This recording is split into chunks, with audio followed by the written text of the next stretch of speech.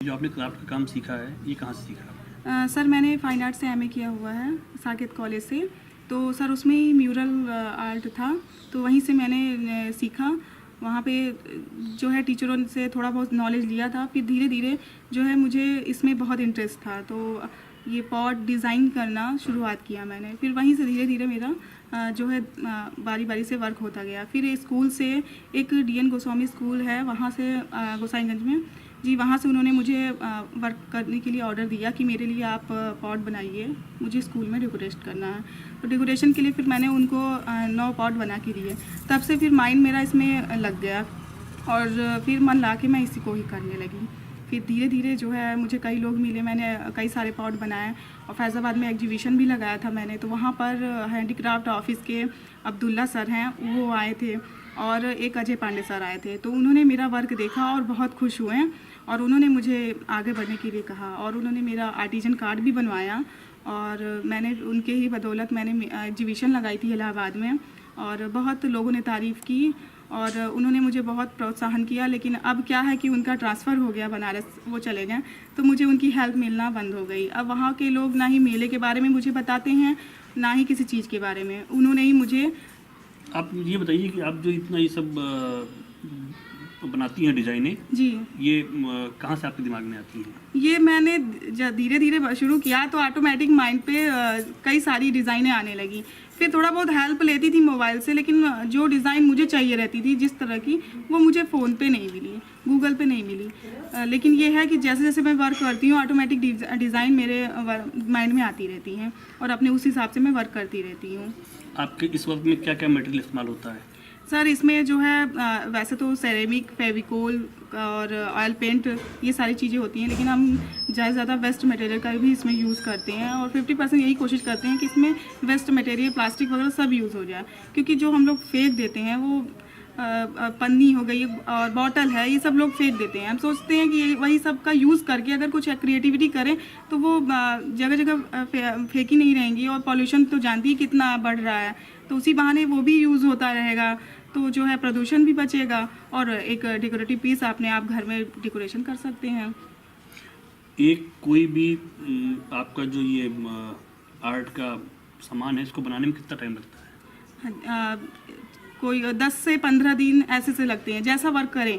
Heavy work करते हैं तो उसमें टाइमिंग ज़्यादा लगती है, क्योंकि मेहनत बहुत ज़्यादा इसमें, क्योंकि हम लोग को उसमें बारीकी देखनी पड़ती है, कहीं से मिस ना हो, कहीं से कलर ख़राब ना हो, टूटे ना, ये भी चीज़ें हम लोग को माइंड में डालनी पड़ती हैं कि वो ऐसा बने कि वो खूबसूरत भी लगे और टूटे भी ना हो, जल्दी ख़राब भी ना हो।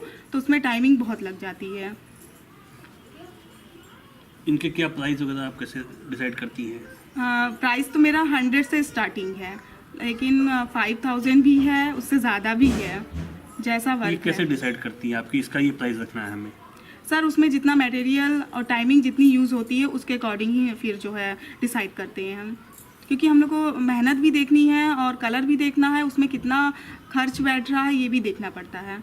तो उस अकॉर्डिंग हम लोग को प्राइस जो है सेलेक्ट करते हैं कि हाँ इतना प्राइस हमें रखना है इस चीज़ का। आगे आप कहाँ कहाँ और भी अपने किस किस एग्जीबिशन में जाना चाहती हैं या कहाँ कहाँ आप अपने प्रोडक्ट को लोगों को दिखाना चाहती हैं? सर अभी तो मैं गंगा महोत्सव में जा रही हूँ 19 को, वहाँ लगा रही हूँ। उसके बाद बनारस, वाराणसी में गंगा महोत्सव जो 21 से लग रहा है, तो उसके लिए मैं जा रही हूँ। उसके बाद फिर मेरा लक्ष्य ये है कि मैं ऑनलाइन बिजनेस करूँ और मैं अपने गांव की लड़कियों को भी आगे बढ़ाऊँ, क्योंकि गांव की लड़कियां आगे नहीं बढ़ पा रही हैं, कहीं ना कहीं उनको प्रॉब्लम फेस करनी पड़ती है, फैमिली वाले भी उनको सपोर्ट नहीं कर पाते हैं। तो मैं सोचती हूँ कि अगर मेरे फैमिली वाले सपोर्ट कर रहे हैं तो मैं अगर आगे बढ़ूँ तो मेरे साथ की सारी स्टूडेंट भी आगे बढ़ें। मैं अपनी गाँव की लड़कियों को बहुत आगे बढ़ाना चाहती हूँ, क्योंकि जो प्रॉब्लम मैंने देखी है गाँव में वो मुझे अच्छी नहीं लगी। इस वजह से मैं चाहती हूँ कि मेरे गांव की लड़कियां भी आगे बढ़ें। आपके साथ इस टाइम कितनी लड़कियां गांव की आपकी जुड़ी हुई हैं? मेरे साथ में करीब 10 लड़कियां हैं, जिनमें से कुछ लड़कियों की शादी हो गई, लेकिन फिर भी वो आती हैं। जब भी आती हैं तो मेरी हेल्प करने, मेरा जो है वर्क देखने आती हैं। और कुछ लड़कियां तो अभी मेरे साथ में ही हैं, तो और एक BTC भी कर रही है और एक छोटी लड़की है अभी रॉयल पब्लिक स्कूल में पढ़ रही है वो। और कुछ जो है बस ये है कि वो लोग जब समय मिलता है वो आती हैं, मेरे साथ वर्क करती हैं। उनके अंदर भी ये इच्छा है कि वो भी आगे बढ़े और ये वर्क अच्छे से सीख लें। आपकी इस आर्ट को आपका को क्या नाम दिया हुआ है, क्या बोलते हैं? सर इसको म्यूरल आर्ट बोलते हैं, म्यूरल आर्ट। और वैसे ये क्राफ्ट में भी आता है, इसको आप क्राफ्ट भी बोल सकते हैं, क्योंकि पेन पॉट, की होल्डर, ये सब क्राफ्ट आइटम्स हैं।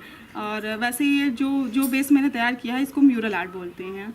सिरेमिक से जो यूज़ होता है इसको म्यूरल आर्ट बोलते हैं। आपने कभी किसी बड़े स्तर पे या किसी बड़े शहर में अपनी इस कला को दिखाने की कोशिश नहीं की? जी मैंने इलाहाबाद में लगाया था, फैज़ाबाद में भी लगाया था, और दिल्ली का भी आया है। लेकिन सर बस यही है कि मैं लड़की हूँ और मम्मी मेरे सपोर्ट में है, पापा जी की तबीयत नहीं ठीक रहती, तो इस वजह से जो है मैं दिल्ली में नहीं लगा पाई। और गोवा का भी आया है मुझे, हर तरह से मुझे अब्दुल्ला सर मुझे कई मेलों के बारे में बताए हैं, लेकिन बस यही है कि मैं अकेले पड़ जाती हूँ, और तो इस वजह से मैं लगा नहीं पाई हूँ। लेकिन कोशिश है कि मैं नेक्स्ट टाइम मैं गोवा में और दिल्ली में ज़रूर लगाऊँ। दिल्ली हाट में मुझे ऑफ़र आया था, लेकिन मैं बस यही प्रॉब्लम की वजह से और फाइनेंशियल प्रॉब्लम चल रही है, इस वजह से मैं अभी नहीं लगा पाई। आप फैजाबाद से हैं, आप फैजाबाद की लड़कियों को या अपने उत्तर प्रदेश की लड़कियों को क्या संदेश देना चाहती हैं इस आर्ट को लेके? सर मैं इस आर्ट को लेके मैं ये कहना चाहती हूँ लड़कियों को कि लड़कियाँ, अगर आपके अंदर में कोई भी एबिलिटी है, आप कोई चीज़, आपके अंदर कोई हुनर है, तो उसको आप अब दबा के मत रखिए। ये मत सोचिए कि हमको बहुत प्रॉब्लम फेस करनी पड़ेगी, लोग क्या कहेंगे, हमें घर से बाहर निकलते समय कितनी कैसे कैसे लोग देखते हैं, क्या बोलते हैं। तो बस मैं उनसे यही कहना चाहती हूँ कि आप बिना डरे आगे बढ़िए, और अगर आपके फैमिली का सपोर्ट है तो आप डरिए मत, अपने हुनर को और आगे बढ़ाइए और सीखिए, और उसको अपने कहीं ना कहीं अगर आपको मौका मिलता है तो उसे छोड़िए मत, और अपनी हुनर का इस्तेमाल करिए। बस यही कहना चाहूँगी।